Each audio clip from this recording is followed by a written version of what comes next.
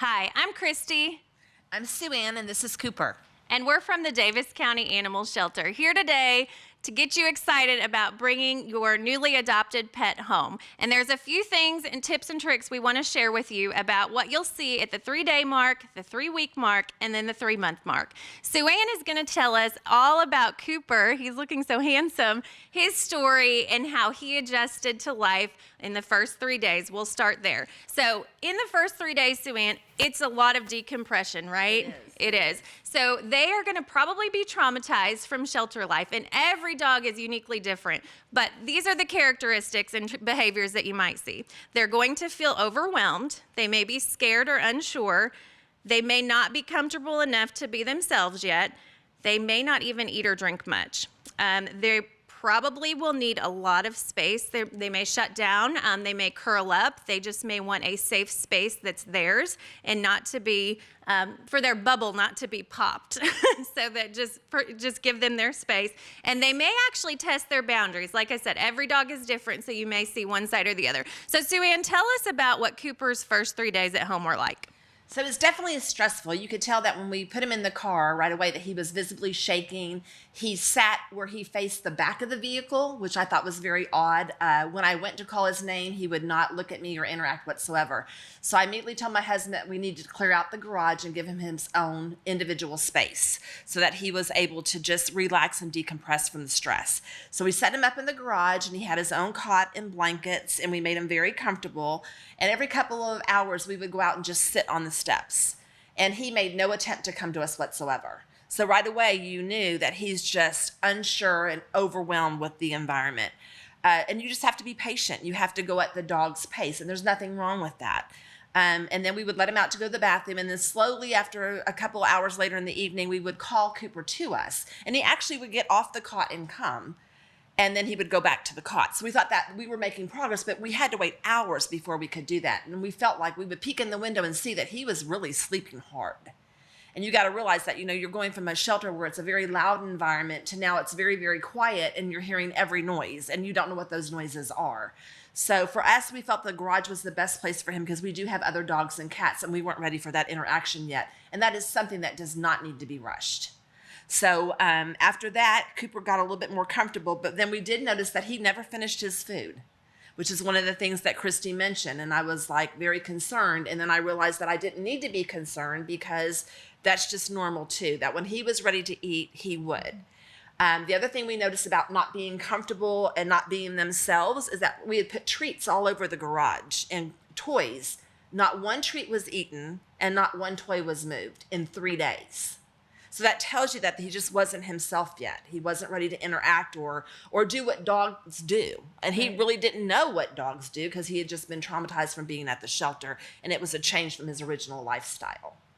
So in an effort to show them all the love, and we're so excited to bring home a pet, we rush. We move way too fast and not at their pace. So our job when we bring a pet into our home is to pay attention to their body language and their clues that they're giving us and move at their pace, not our pace, because we want to hug them and cuddle them, and they are not ready for that. No, and that's true. And I had called Kristi the night that I brought Cooper home, and Cooper, I did squeeze him too tight. I wanted to hug him, and I gave him a big squeeze, and he showed me his teeth. And I was like, and he wasn't trying to be aggressive, but that's how dogs communicate. His ears were back, his tail was tucked, and I should have never hugged him that hard. He just wasn't prepared for that. So I backed off, and now I can hug him, squeeze him, love all over him. But at that point, he had only been on our home 2 hours. And it was too much. But as a pet owner, you feel bad because they've been in the shelter and you just want to give them so much love. So your first instinct is just to hug and kiss, kiss, kiss, kiss, kiss. And not every dog is going to be responsive to that. That's exactly right. So in the first couple days, we will see about a 20 to 25% return on adoptions. And that is the point of this video. Yeah. We want you to be aware that the first 3 days are on their terms, not on your terms. So this is an effort to never get a dog returned in the first 3 days, because it is literally heartbreaking, because it's not the dog at that point. It was the humans moving too fast. So humans, we've got to listen and we've got to react to their body language and what they're telling us. Okay, so we're gonna move on and get to the good stuff. So as they start to settle in, so that was the first 3 days. You're gonna see what the first 3 weeks look like. They're going to be more comfortable. They're going to start to realize that this could be their forever home. They've figured out their environment. They might even know when to expect dinner. They might start to get a little bit demanding. They're getting into that routine, and they're going to start to let their guard down. The other piece that comes with this is you may even see some behavior issues pop up. So that's when they're starting to be more comfortable to be themselves. And so good or bad, you could start to see some behavior things pop up. Let's talk about Cooper's first 3 weeks. Okay, so the first 3 days he was in the garage, and on the 4th day we noticed that he was coming off of the cot more frequently and actually coming up the steps to come into the house. So that was a great training. That let me know that he was ready to now come in. And we had been bringing him in a little bit at a time. On like the 2nd and 3rd day, he would come in for a couple hours like I mentioned before. But on the 4th day, it was like, I'm ready to come behind that door and stay. So we transitioned him in. He would sit on one end of the couch, we would sit on the other, and eventually, as time grew, he would get closer and closer to you, to where then all of a sudden he was right on top of me and didn't want to leave. Like he would just press his body up against, and then I knew it was okay to hug him. It was okay to pet him. He was now comfortable and realized that he wasn't going anywhere. I think that's the other piece of the puzzle, is they're not sure, like, am I landing here for real, or am I going to be taken somewhere else again? So he did become very comfortable. He was very interested in what was going on with the other animals that we had in our home. So then we transitioned him from the family room to the foyer, and we had a baby gate up so that he could see the dogs and cats, and they could see him and they could smell. And of course, they had been smelling him out in the yard, which they shared. But then he became more comfortable with seeing them, and he would wag his tail, and he would get excited when they would come to the gate. And I have several. So when too many would come, he would back off and retreat to the foyer, to the front door. But you always got to give the dog a safe space to retreat. Mm-hmm. You want to give them a way out. Yep. And that was one of the ways that we gave him a way out. And then eventually we allowed him to come into the room with the animals, and he did great in getting along.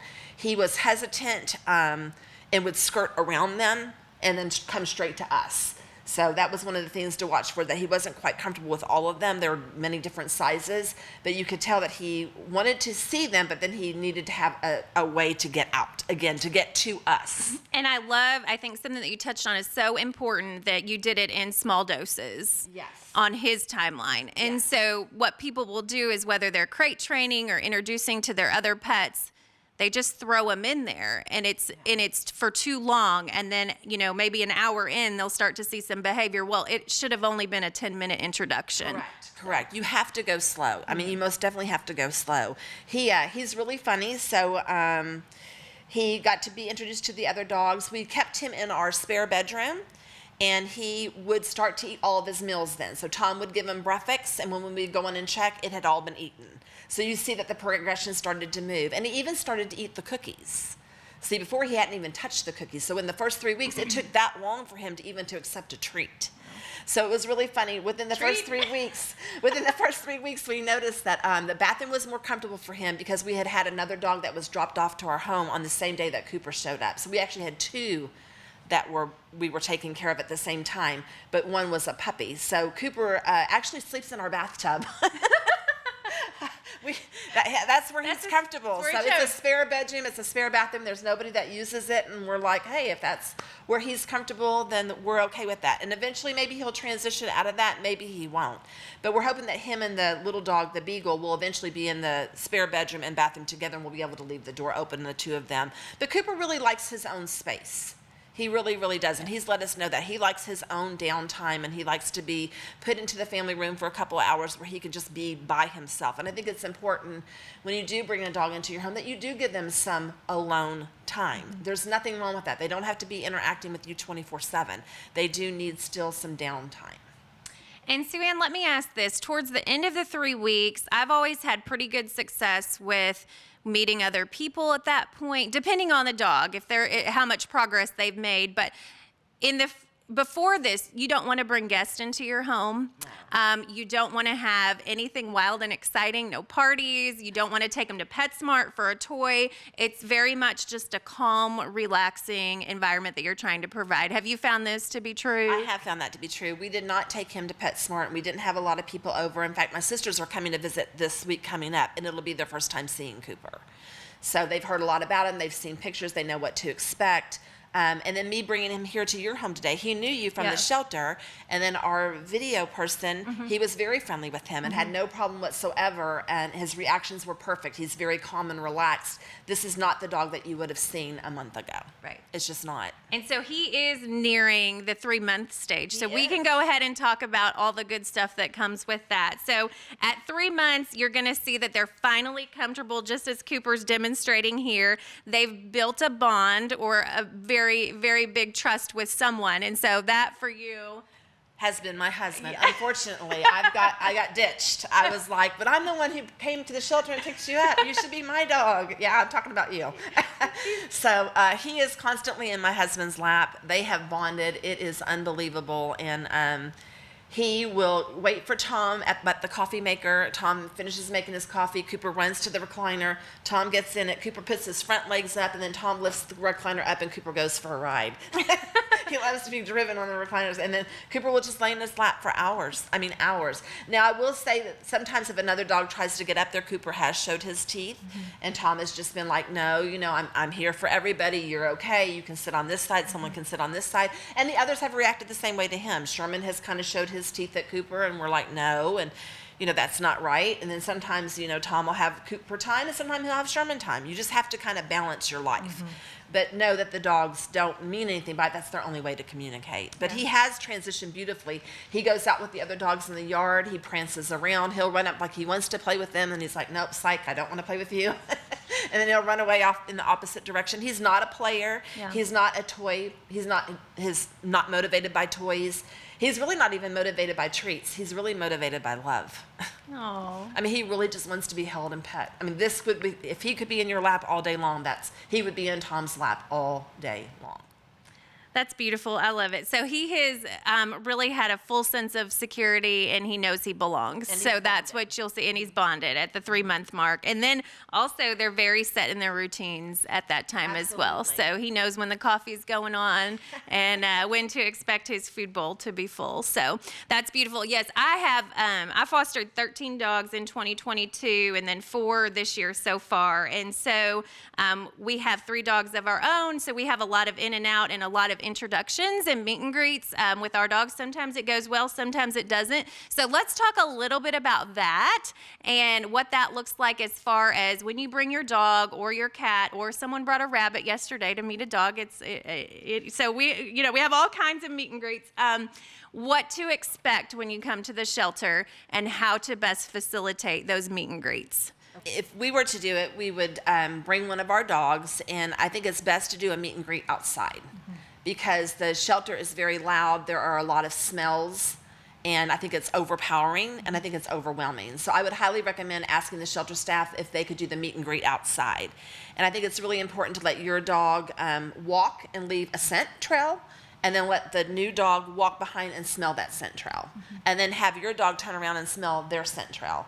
And I think it's also, if you have an enclosed area where they can meet through a fence, that's really helpful, because then there's no immediate interaction for like an attack kind of mode situation where you can't pull them apart if something should go wrong. So I think it's just, again, you just have to really go slow. But then remember, the interaction at the shelter may be different once you get them home.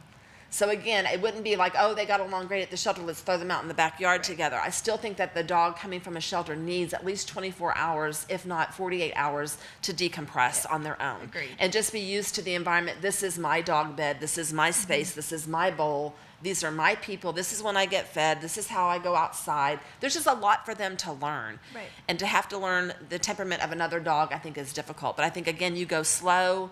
You have them on leashes. You let them smell each other's scent. Yeah. You let them smell one another, and then once you bring them home, I would do a lot of meeting and greeting through a baby gate or a doggy gate, or, underneath the door. I would not put them together right away, and I would not leave them home alone. Right. Together. Never. Yeah. I would never. definitely keep them separated.